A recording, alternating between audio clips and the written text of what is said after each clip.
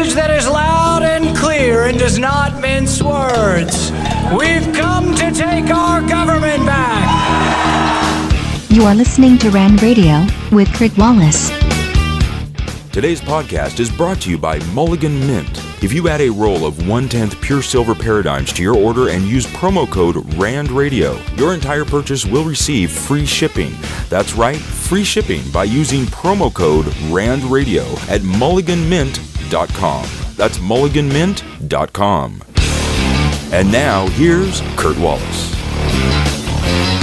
Yellen has degrees from Brown and Yale, taught at Harvard, and got tenure at Berkeley. Her son is an economist. Her husband has a Nobel Prize in economic theory.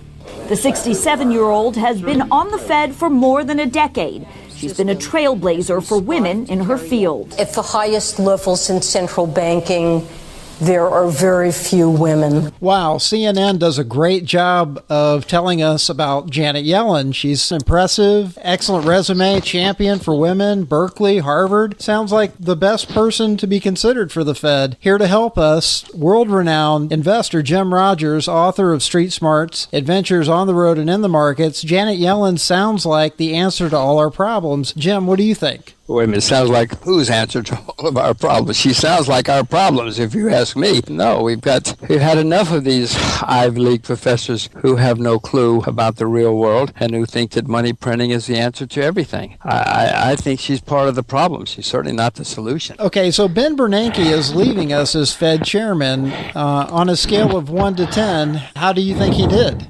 0. I mean, if there were minus, he would be minus. I mean, the man has been an unmitigated disaster. He has taken the Fed's balance sheet from about $800 billion of government bonds. He's quadrupled the balance sheet. A lot of it's garbage. He's printed staggering amounts of money.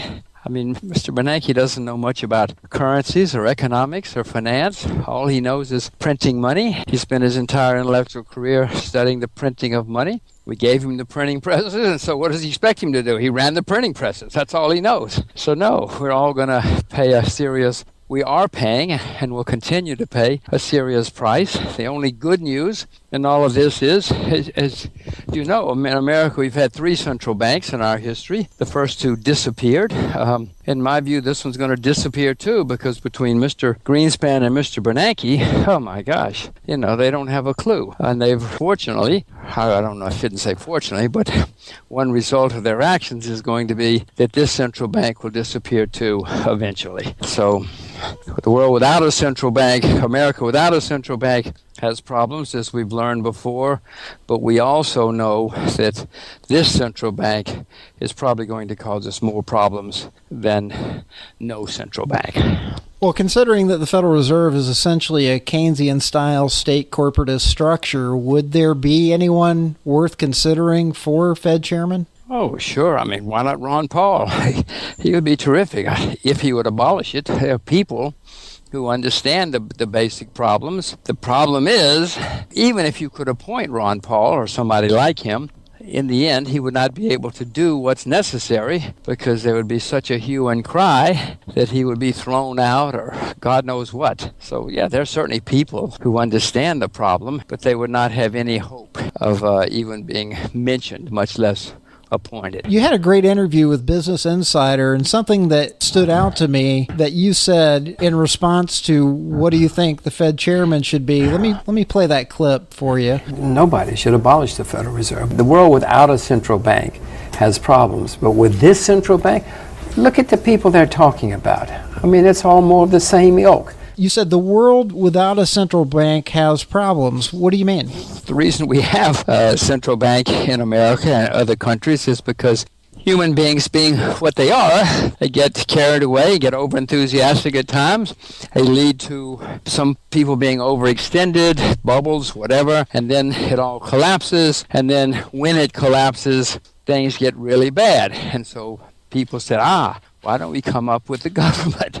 The government can help us. I'm sorry I'm laughing because it's so ridiculous. But the people said, well, let's let the government bail us all out. So they said if we had a government or a central bank who could be the lender of last resort, then at least the world wouldn't come to an end periodically. So that's why they came up with this concept. The original, at least in the UK in the 19th century, the guys said, okay, when there's a problem, you will be the lender of last resort. You will take only good collateral, and you will lend at very high rates against that collateral until the problem passes. Now, that's not a bad concept. Well, I think the world would be better off without that concept, but if you're going to have a central bank to bail out the world in times of overexuberance or when all of us humans make our mistakes, then that's not a bad policy. Unfortunately, that has since been changed dramatically, as you know, and now it's quite the opposite. The central bank is supposed to prevent slowdowns. They're supposed to prevent all sorts of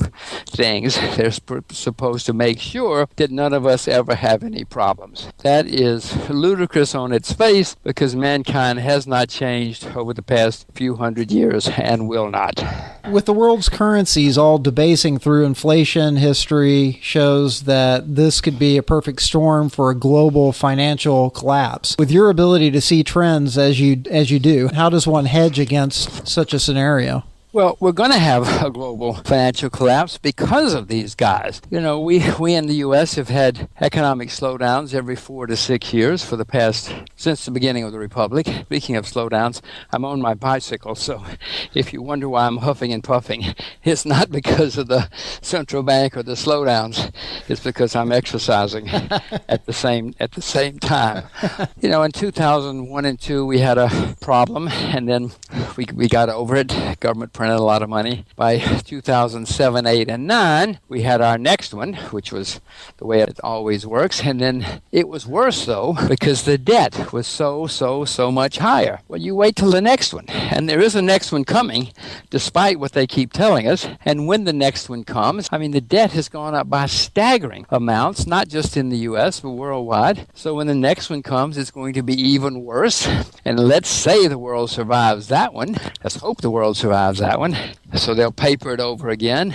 I don't see how we will be able to survive the one after that, because by then the debt will be at levels we can't even count. So no, we have to have a major shakeout, gigantic catastrophe ahead of us, because for decades we've all tried to prevent or postpone or kick the can down the road. But you can only do that for so long, because eventually the debt is so high, or the money printing is so rapid that it all has to collapse. You can't prevent this forever. I mean, please, it's impossible. How would one hedge against such a scenario then? Very good question. I struggle with it every day. I hope you do too. It will depend on how it unfolds. You have to, conceivably, some currencies will be coming through this without as much damage as others, but the whole world is going to be affected. You can look at China, which has been the most successful country in the past 30 years, and they're a very large creditor. You know, the European and American and Japanese economies are 10 times bigger than the Chinese economy. So even if they do everything right, which they won't, but let's say somebody like China does everything right, it won't matter because the rest of the world is 10 times bigger. And that's going to lead to potential problems for everybody. But some currencies will be affected less than others. You can own real assets. I mean, productive farmland, if you know how to farm it, and you can get through the coming problems, turmoil. You'll probably be extremely well off. If you own silver or rice, you know, if you get it at the right time, you'll probably do extremely well. Real assets historically have been the way to survive and even to prosper in times like this. But all of this, you have to get the timing right. You know, in the great German collapse in the early 20s, there were people most people lost fortunes. But there were people, you know, who bought the assets which were going to appreciate during the inflationary collapse. They owned stocks at the right time, which went through the absolute roof in the last days of the inflation. Then they switched to U.S. dollars or pound sterling. Some guys came out of that stinking rich. Most came out of it bankrupt, as you know.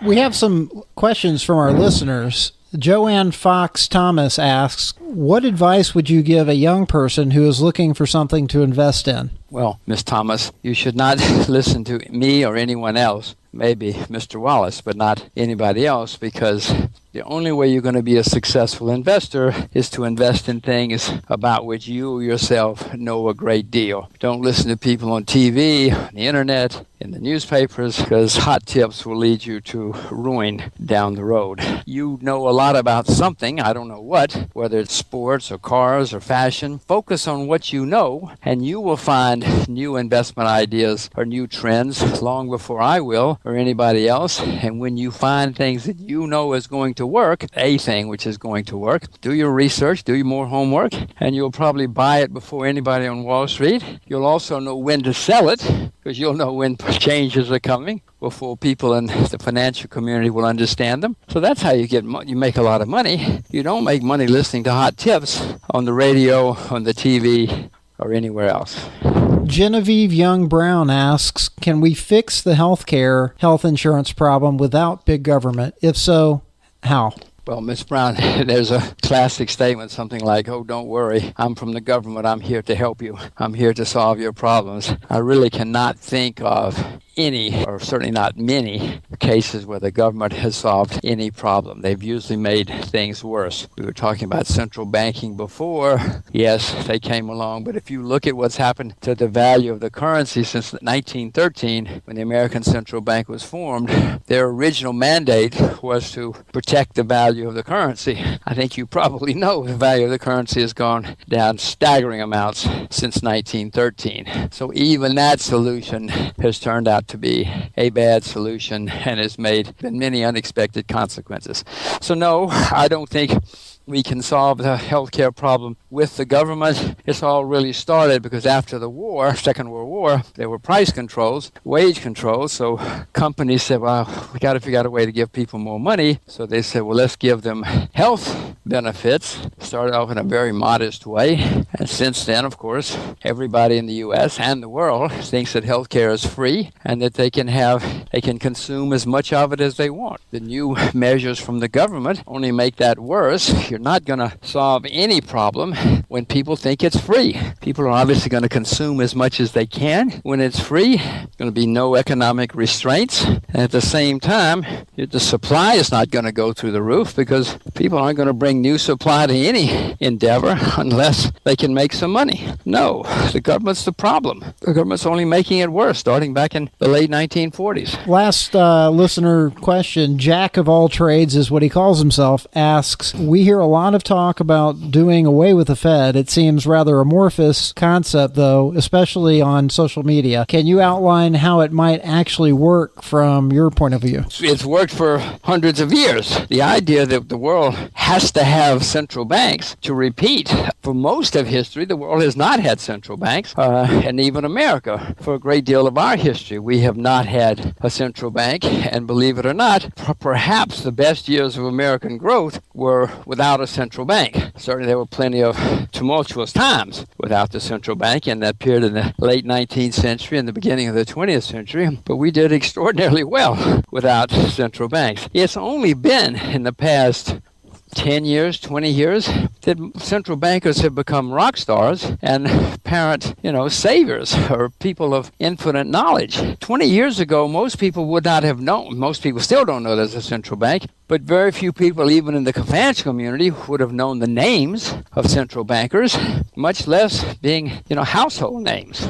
30 or 40 years ago, nobody would have known the name of the head of the central bank anywhere in the world. So the world has gotten along without them.